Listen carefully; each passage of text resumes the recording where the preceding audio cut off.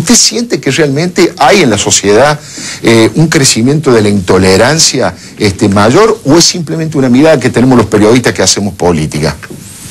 No, creo que sí, que hay una situación de extrema tensión, también de una cierta violencia. Hay un clima pesado hace tiempo ya, y que lo que me hace pensar a mí es si este clima es un clima que lo podemos pensar como manipulado, programado, organizado, estimulado, o está más allá de los deseos de ciertos grupos políticos, incluso del gobierno.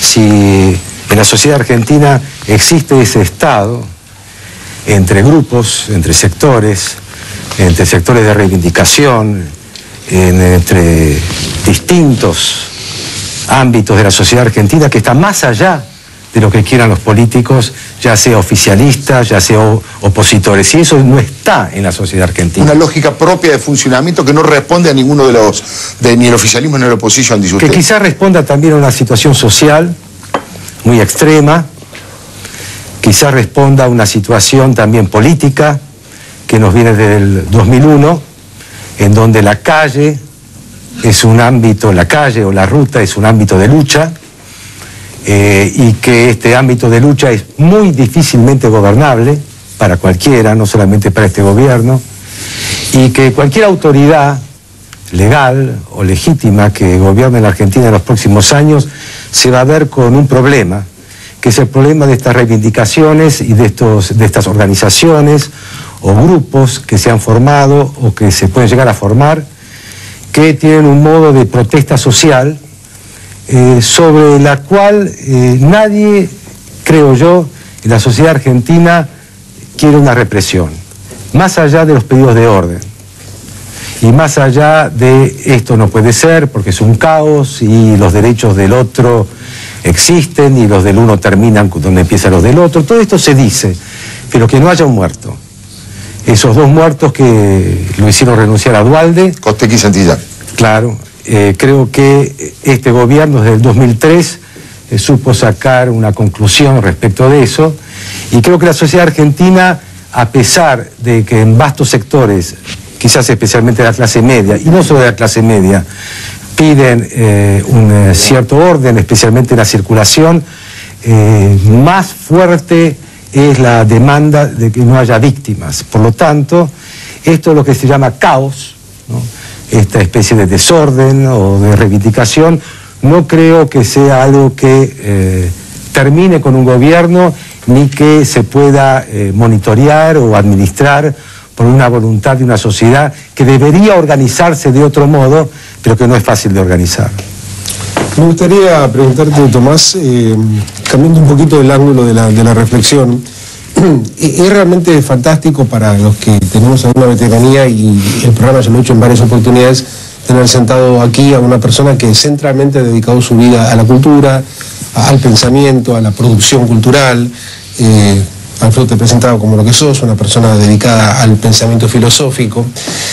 En una reciente entrevista, creo que el domingo, que te hacían en La Nación, una entrevista muy, pero muy importante, interesante por las cosas que preguntabas y que vos decías, reivindicás el carácter público del intelectual. Mi pregunta es sobre todo esto.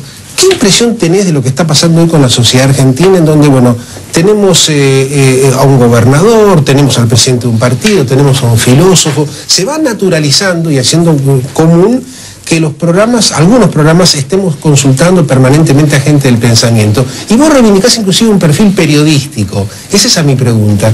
Si nos puedes un poco ampliar tu pensamiento, si el perfil periodístico de un intelectual no puede tener el riesgo de licuar el pensamiento riguroso de un intelectual. Yo creo que es el gran desafío que tiene alguien que se dedica, como yo, a la filosofía, el pensar el día a día. Creo que una de las falencias del discurso filosófico contemporáneo es la falta de profundización en la actualidad. Pensar la actualidad es uno de los desafíos más importantes que puede tener cualquiera que se dedica a una actividad intelectual. Si no encuentra la veta para poder pensar ese día a día, porque hay que encontrarla también, hay que estudiarla también, ya sea en lo económico, ya sea en lo que fuere, se corre el riesgo de ser un intelectual de grandes horizontes. Y los grandes horizontes que pueden hablar de fin de siglo, como pueden hablar de comienzo de milenio, que pueden hablar de tendencias globales, etcétera, pierden en la malla esta, en la red sumamente gruesa, todas las mojarritas. Es decir, más todavía, y no solamente, esto va para cualquier país del mundo, pero si uno se circunscribe a la Argentina es uno de los temas más difíciles sobre el cual reflexionar para cualquier intelectual de cualquier parte del mundo. Es algo que no es una cuestión de enorgullecerse, sino es, como yo soy argentino y que vivo acá, es inevitable que el desafío intelectual que me produce comprender lo que sucede en la Argentina, comprender su historia, su presente, y aquello a lo que se tiende es algo sumamente difícil, sumamente complicado. No es solamente que el peronismo no es transmisible fácilmente a otras áreas culturales del mundo, es toda la historia argentina y fundamentalmente también nuestro presente. Creo que el filósofo que se dedica a la filosofía, como lo han hecho todos los filósofos de la historia de la filosofía, pensaron su tiempo, no pensaron el tiempo por venir, no fueron filósofos póstumos, sino que pensaron su tiempo. Y creo que la combinación entre el pensamiento sobre la actualidad, llámese periodismo o no, ese día a día, apoyado en una tradición de 2500 años, que se ha especializado en el pensamiento especulativo, es decir, de abstracciones. Yo creo que la abstracción es sumamente importante para pensar. El pensamiento necesita de abstracciones, no solamente del contacto con lo concreto, con lo diario, con lo cotidiano.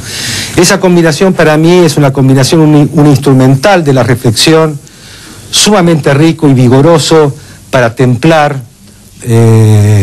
la capacidad o el sistema de ideas que uno puede tener. Muchas veces los filósofos o los intelectuales globales adolecen de una falta de comprensión del día a día que pasa en el mundo, más todavía en un mundo en donde la incertidumbre es la regla. Es decir, nadie pudo prever ninguno de los grandes acontecimientos mundiales que hubo en las últimas décadas, ni la caída del muro, ni la última crisis financiera, ni la crisis DOC, absolutamente ninguna de estas crisis, ni la asiática. Todo el mundo reflexiona sobre lo que ya pasó. Uno puede decir que esto siempre aconteció, como decía Hegel, pero más todavía hoy, no hay un sistema de ideas, una concepción del mundo global, una visión de la totalidad, una gran verdad, un gran hermano, un gran referente que nos pueda guiar con un sentido hacia un lugar en donde nos sintamos seguros. La incertidumbre es la regla.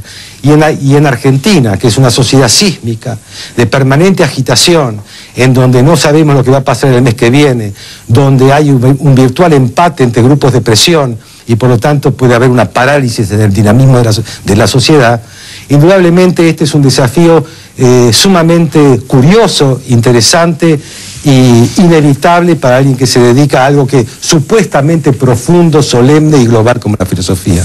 Tomás, escribías hace muy poco una reflexión que parece graciosa, pero es bastante profunda en el sentido de lo que estás diciendo, que este es un tipo de poder que reivindica la juventud maravillosa pretendiendo ser una vejez maravillosa y vivir de la nostalgia.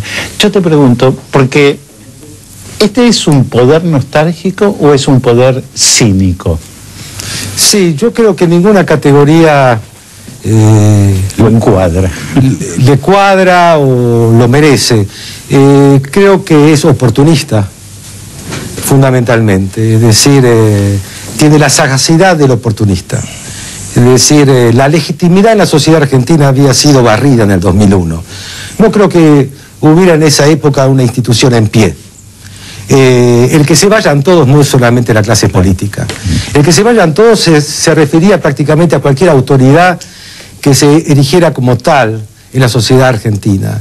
La calle o las asambleas o lo que fuere, la denuncia del engaño de la década del 90 o de lo que pasó con los dineros o lo que pasó con el trabajo, esto se expandió por todas partes. El que se vayan todos era que se vaya el policía, que se vaya el juez, que se vaya el político, que se vaya el maestro, que se vayan todos que se arrogaron una autoridad en una sociedad absolutamente decepcionada con un sistema de autoridades y con una democracia